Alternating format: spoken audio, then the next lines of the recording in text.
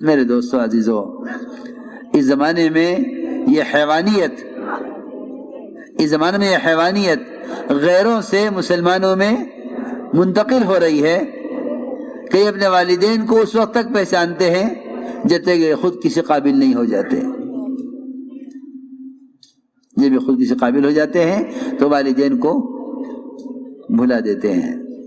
یہ جانور پنا ہے، کیونکہ دنیا میں کوئی جانور ایسا نہیں ہے کہ جس کو چرنا آ جائے، چگنا آ جائے، اڑنا آ جائے، پھاڑ کھانا آ جائے، پھر وہ والدین کو پہچانتا کہ والدین کون تھے۔ اس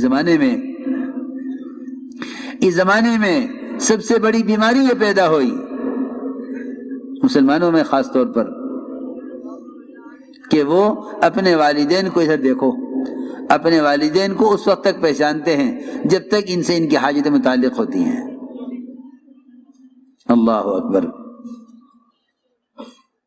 ایک صحابی نے آ کر عرض کیا حضور اکرم صلی اللہ علیہ وسلم سے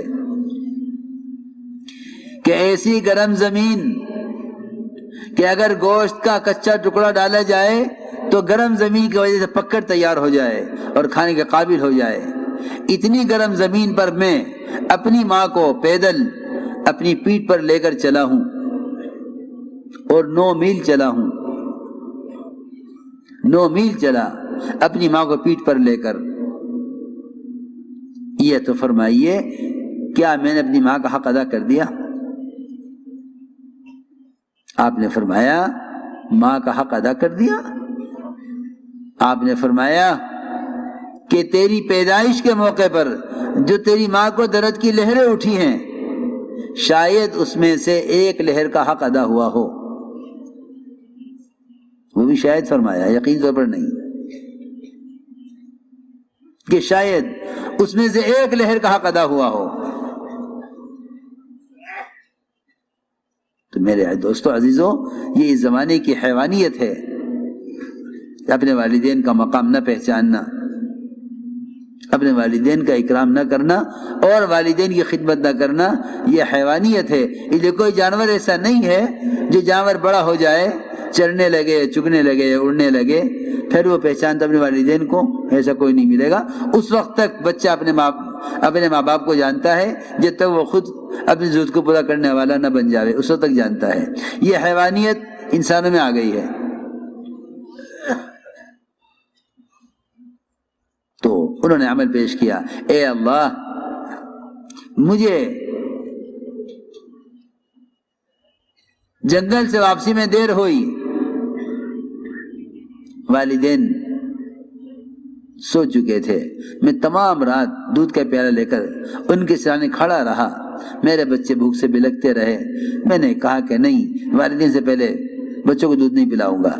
جب وہ سو کر اٹھے ان کو دودھ پیش کیا، اے اللہ اگر میں نے یہ عمل تیری رضا کے لیے کیا ہے تو یہ چٹان ہٹا دے۔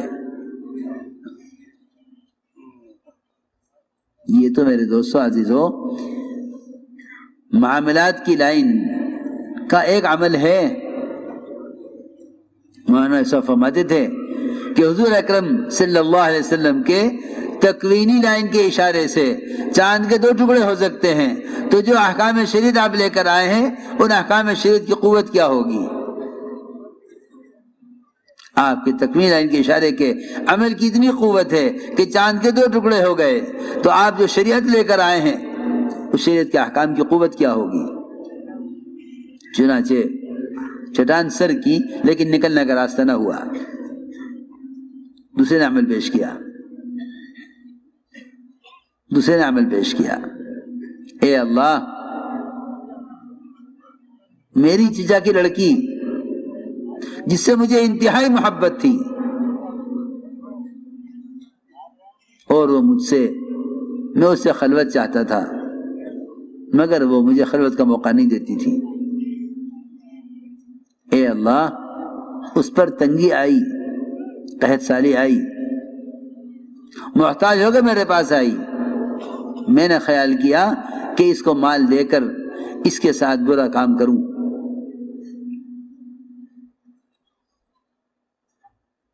روایت میں ہے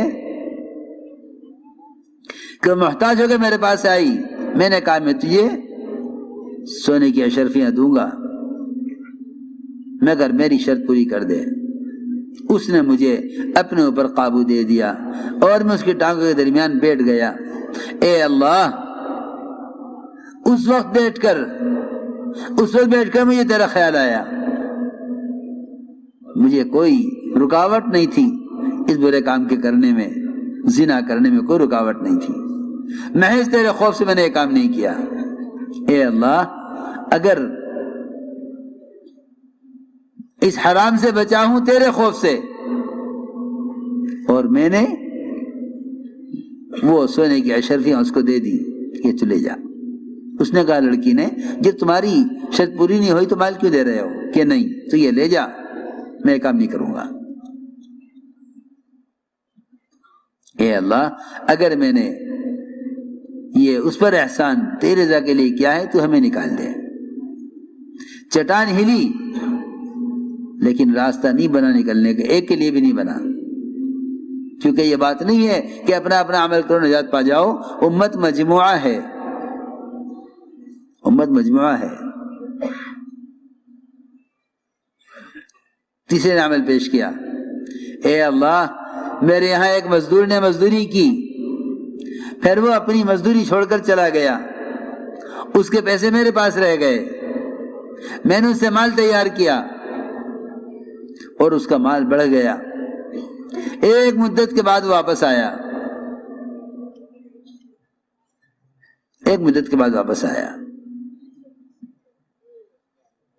اور اس نے کہا کہ اتنی مزدوری آپ کے پاس میری رہ گئی تھی، آپ مجھے پہچانتے ہیں، وہ دے دیجئے۔ میں نے کہا، اے مزدور، یہ جتنا مال ہے سب تیرا ہے، تو لے جا۔ اس نے کہا، مذاق نہ کر، میری مزدوری مجھے دے دے۔ کہ نہیں، یہ سارا مال جتنا بھی تیار ہوا ہے اس عرصے میں، یہ سارا مال تیرا ہے۔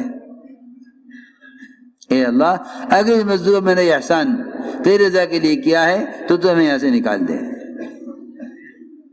چنانچہ روایت میں ہے، چٹان ہٹ گئی اور یہ چٹان سے نکل گئے۔ میرے دوستو، بزرگ، عزیزو، جتنے بھی حالات امت پر ہیں، ان حالات سے نکلنے کے لیے لوگ سمجھتے ہیں کہ حکم توڑیں گے معاملات میں اور عبادات سے حل ہو جائیں گے۔ ایسا نہیں ہے، بلکہ جو احکام معاملات میں توڑے جائیں گے، ان میں جو حالات معاملات میں آئیں گے، تجارت میں نقصان، پیداوار میں کمی، بارشوں وقت پر نہ ہونا، یہ معاملات کے احکام کو توڑنے کے جو حالات آئیں گے، عبادات سے ٹھیک نہیں ہوں گے جب تک معاملات کی لائن کا حکم پورا نہ ہو۔ امت یوں پریشان ہے، ہم کیا کریں؟ نماز پڑھتے ہیں پھر بھی پریشان ہیں، روزہ رکھتے ہیں پھر بھی پریشان ہیں، احکام ٹوٹ رہے ہیں معاملات میں، وہ عبادات سے درست نہیں ہوں گے۔ جس لائن کا حکم ٹوٹا ہے اسی لائن کا حکم پورا کر دو۔ آپ جانتے ہیں کہ مشین میں اور یہ بجلی کے تاروں میں جس لائن کا تار ٹوٹا ہے اسی لائن کا تار جوڑا جائے۔ آپ کی گلی میں سینکڑوں قسم کے تار گزرتے ہیں، یہ ٹیلی فون کا تار ہے، یہ بجلی کا تار ہے، یہ پاور کا تار ہے۔ جی ہاں، جہاں سے تار کٹا ہے وہاں سے جوڑو۔ لوگ احکام توڑتے ہیں معاملات میں، انہیں دور کرنا چاہتے ہیں عبادات سے۔ ایسا نہیں ہوگا، ایسا نہیں ہوگا، بلکہ میں تو یہاں تک عرض کرتا ہوں کہ اگر معاملات کی لائن کے احکام درست ہو جائیں تو عبادات، اخلاق، معاشرہ، یہ تینوں لائنیں درست ہو جائیں گی اگر معاملات کی لائن کے احکام ٹھیک ہو جائیں۔ اس لیے کہ میرے دوستو، عزیزو، معاملات یہ سب سے بنیادی چیز ہے، کیونکہ معاملات سے بدن کو غذا ملے گی۔ اگر غذا حرام مل رہی ہے تو پھر عبادات کھوکھلی ہوں گی، معاشرہ بگڑے گا، اخلاق گریں گے۔ وہ تو حد فرماتے تھے کہ جیسی غذا ہوگی ویسے خیالات ہوں گے، جیسی غذا ہوگی ویسے اعمال ہوں گے۔ اس لیے کہ انسان کے بدن میں دوڑنے والا خون اگر یہ پاکیزہ ہے تو اس کے بدن سے پاکیزہ اعمال ظاہر ہوں گے۔ اور اگر بدن میں دوڑنے والا خون یہ حرام کمائیوں سے ہے تو بدن سے کہ اعضاء حرام کے کرنے پر مجبور ہوں گے۔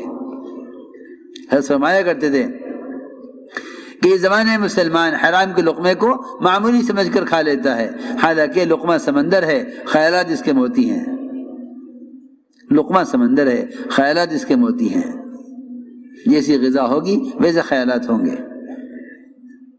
اس لیے فرمایا سب سے پہلے معاملات کو حکم پر لاؤ، معاملات کو حکم پر لاؤ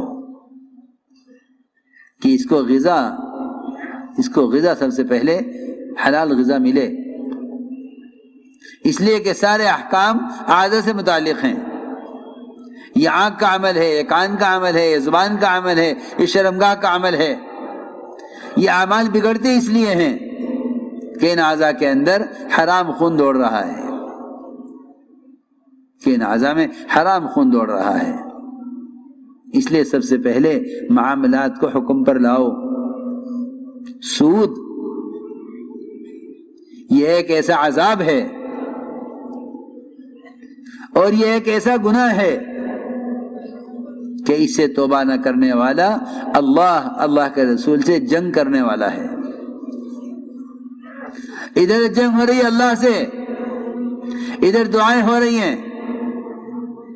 عجیب بات ہے، اللہ سے لوگ جنگ کرتے ہیں، سودی کاروبار کر کے اللہ سے جنگ کرتے ہیں، اور پھر دعا کرتے ہیں، یہ دعا کراتے ہیں پریشان حال ہوں دعا کر دیں۔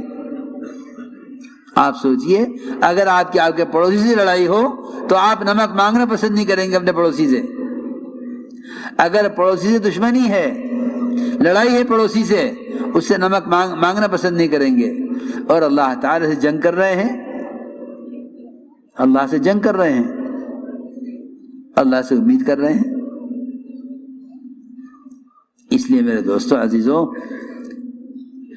اپنے خون کو حرام کمائیوں سے پاک رکھو، یہ بہت ضروری بات ہے۔ ابوبکر صدیق رضی اللہ تعالیٰ عنہ کو بھوک کی شدت میں ایک لقمہ کہانت کی آمدنی کا کھلا دیا گیا۔ ایک لقمہ کھاتے ہی پوچھا کہ کہاں سے لائے ہو؟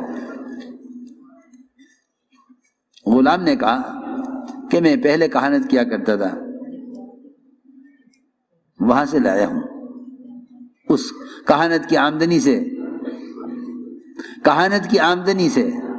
کہانت کہتے ہیں جا کے نجومیوں سے پوچھنا کل کیا ہوگا، وہ کچھ خبریں بتلا دیں، پھر ان کو پھیلا دیا جاوے۔ ان کی خبروں کا یقین کرنا کفر ہے، ان کی خبروں کی تصدیق کرنا کفر ہے۔ فرمایا علی رضی اللہ تعالیٰ عنہ نے کہ نجومی کی خبر کی تصدیق کرنے والے کا ٹھکانہ جہنم ہے۔ المنجم کالکافر والکافر فی النار، کہ جی وہ اس کی آمدنی سے کھانا لایا ہوں۔ ابوبکر رضی اللہ تعالیٰ نے قے کی، وہ لقمہ کیسے باہر نہ آیا؟ تو پانی پی پی کر قے کی، جیسے کوئی شخص اپنے جو ہے معدے کو صاف کرنا چاہتا ہے، اپنے برتن کو صاف کرنا چاہتا ہے کسی گندگی سے۔ میرے دوستو، بزرگو، عزیزو، یہ سب سے بنیادی کام ہے کہ مسلمان غذا حلال تلاش کرے، ورنہ تم چاہو کہ معاملات کو درست کیے بغیر معاشرہ ٹھیک ہو جائے، ہو نہیں سکتا۔ اندر وہ خون دوڑ رہا ہے جو حرام پر اور فحش کاموں پر، فحش باتوں پر، گندے کاموں پر آمادہ کرے گا۔ اندر وہ خون دوڑ رہا ہے جو گندے کام پر آمادہ کرے گا۔ اس لیے فرمایا کہ معاملات کا درجہ معاشرے سے، عبادات سے بھی پہلے ہے۔ جس طرح طہارت کا درجہ عبادت سے پہلے، اس طرح معاملات کا درجہ معاشرے سے پہلے ہے، عبادات سے پہلے ہے۔ کہ کمائیے کو حکم پر لاؤ، کمائیے کو حکم پر لاؤ۔ اس لیے کہ طہارت صرف یہ نہیں ہے کہ آدمی غسل کر لے یا وضو کر لے، طہارت یہ ہے کہ بدن کے خون کو بھی پاک رکھے۔ عمر بن سعد رضی اللہ تعالیٰ عنہ جو حمص کے پر گورنر تھے، 1 سال گورنری کی زکوٰۃ کا مال وصول کرتے تھے مالداروں سے اور فقراء میں تقسیم کرتے تھے. 1 سال خدمت کی گورنر صاحب, مال خود ہی جمع کیا, مالداروں سے لیا, فقراء کو دیا. 1 سال کے بعد جب آئے تو حمص سے پیدل چل کر آئے. حضرت عمر نے فرمایا یہ کیا حلیہ کیا ہوا ہے؟ ایک جواب دیا حضرت عمر بن سعد نے, فرمایا دیکھتے نہیں میرا خون پاک ہے مسلمانوں کے مال سے, اور کیا چاہیے کہ میرا خون پاک ہے مسلمانوں کے مال سے. میرے دوستو, بزرگوں, عزیزوں, اس لیے فرمایا کہ سب سے پہلے معاملات کو حکم پر لاؤ, سب سے پہلے معاملات کو حکم پر لاؤ. عبادات, اخلاق, معاشرہ سارے چول ٹھکانے آ جائیں گے, سارا نظام ٹھیک ہو جائے گا. صرف معاملات کو حکم پر لے آؤ, لیکن معاملات حکم پر آ نہیں سکتے کیونکہ لوگ سمجھتے ہیں کہ اللہ نے کمانے کے لیے اسباب دیے ہیں. اسباب کا یقین حرام اسباب تک پہنچا دیتا ہے کہ سبب تو ہو. لوگ سود سے اسباب بناتے ہیں, سود سے اسباب بناتے ہیں, سود سے کماتے ہیں. یہ کمائی کے اندر یہ اسباب کا یقین یہ لے جائے گا حرام اسباب کی طرف. اس لیے فرمایا کہ اپنے اندر ایمانی صفات پیدا کرو, کہ ایمانی صفات میں سب سے بنیادی صفت تقوی ہے, سب سے بنیادی صفت تقوی ہے. اور تقوی پر اللہ تعالیٰ کے بڑے وعدے ہیں. سب سے پہلے فرمایا من یتق اللہ یجعل لہ مخرجا, کہ ہم متقی کے لیے ہر تنگی سے راستہ نکال دیں گے, ہر تنگی سے راستہ نکال دیں گے. تقوی پر فرمایا من یتق اللہ یجعل لہ مخرجا, کہ ہم متقی کے لیے ہر تنگی سے راستہ نکال دیں گے, اور ہم وہاں سے اس کو رزق دیں گے جہاں اس کا گمان خیال بھی نہیں پہنچے گا. ایک وعدہ تقوی پر یہ ہے کہ ہم اس کو اسی جگہ سے رزق دیں گے جہاں اس کا گمان خیال بھی نہیں پہنچے گا. ایک وعدہ یہ ہے تقوی پر کہ جو آدمی تقوی اختیار کر لیتا ہے ہم اس کے کام میں آسانیاں پیدا کر دیتے ہیں. من یتق اللہ یجعل لہ من امرہ یسرا, کہ ہم اس کے کام میں آسانی پیدا کر دیتے ہیں, بشرط یہ کہ یہ تقوی پر آ جائے. جتنے اسباب کمائی کے اسباب میں مشکلات مسلمانوں کو پیش آ رہی ہیں, اس سے کی بنیادی وجہ وہ یہ ہے کہ ان کی کمائی میں سے تقوی نکلا ہوا ہے. ورنہ اللہ رب العزت متقی کے کام میں آسانی پیدا کر دیتے ہیں. خلفاء راشدین اور صحابہ کرام اور انبیاء علیہم السلام وہ سب سے پہلے کمائی کے نقشوں میں تقوی لاتے تھے.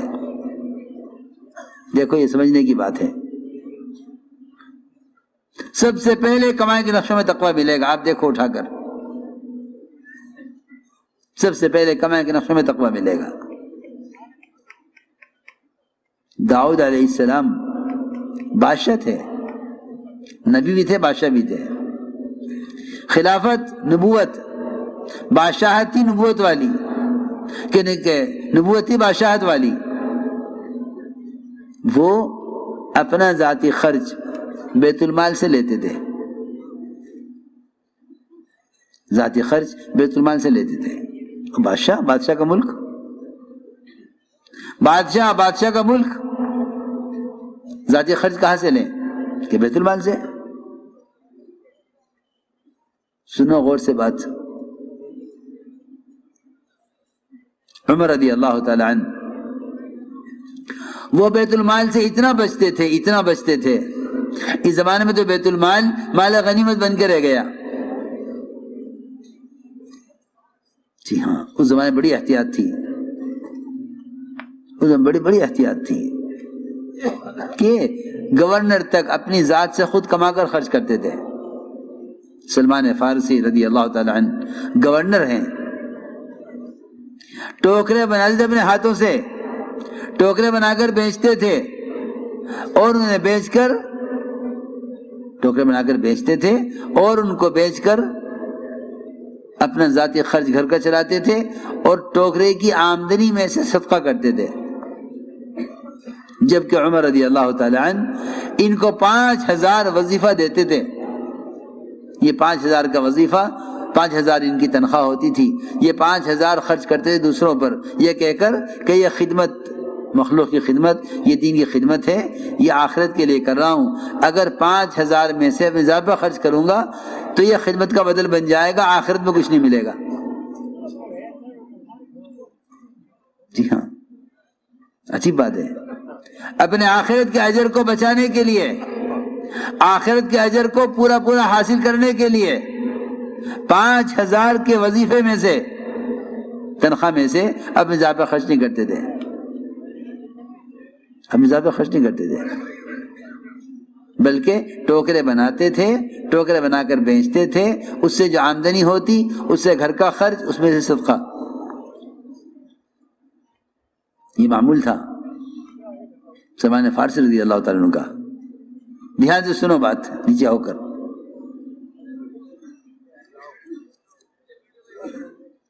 چنانچہ عمر رضی اللہ تعالیٰ عنہ، ان کے بھی تقوی کے عجیب قصے ہیں، ان کے بھی تقوی کے عجیب قصے ہیں.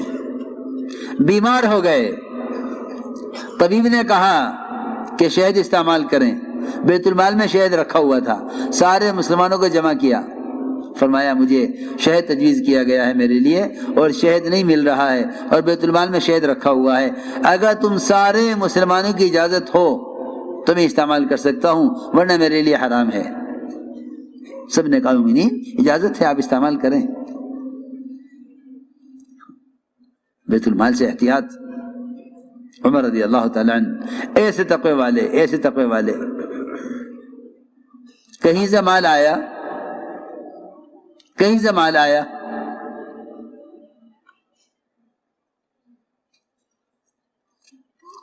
اتنے میں ایک بچہ عبداللہ بن عمر کا، وہ سامنے سے گزرا. حضرت عمر نے فرمایا اتنا کمزور بچہ کس کا ہے؟ یہ عبداللہ بن عمر نے موقع اچھا سمجھا کہ جی آپ کا پوتا ہے، یہ میرا بیٹا. اتنا کمزور کیوں ہے؟ کہ جی بس کمزور اس لیے ہے کہ جتنا مال آتا ہے آپ خرچ کر دیتے ہیں دوسروں پر، اپنے بچوں کو دیتے نہیں ہیں، اس لیے کمزور ہے. حضرت عمر نے فرمایا اے عبداللہ بن عمر، اس دھوکے میں مت رہنا کہ باپ امیر المومنین ہے، جو مال آئے گا تمہیں خرچ کر دے گا. اس دھوکے میں مت رہنا، خود کما کر خرچ کرو، خود کما کر خرچ کرو. چنانچہ کیا کمائیں؟ کہ پھر فکر ہوا کمانے کا، فکر ہوا کمانے کا. یہ بات یاد رکھنا کہ اسباب کے اختیار کرنا توکل کے خلاف نہیں ہے. یہ خیال غلط خیال ہے لوگوں کا کہ بھئی اگر توکل ہے تو اسباب کیوں اختیار کر رہے ہیں. اسباب کے اختیار کرنا توکل کے خلاف نہیں ہے. اگر اسباب کے اختیار کرنا توکل کے خلاف ہوگا تو انبیاء، صحابہ، اولیاء، ان سب کے توکل کا انکار کرنا ہوگا، حالانکہ ان سب نے توکل کے ساتھ اسباب اختیار کیے ہیں. اسباب اختیار کیے، اسباب پر توکل نہیں کیا. ہماری بیماری یہ ہے کہ ہم اسباب اختیار کرتے ہیں اسباب پر توکل کے ساتھ، وہ اسباب اختیار کرتے تھے اللہ پر توکل کے ساتھ. چنانچہ تجارت کی، اور تجارت ایسی تجارت کی کہ جس سے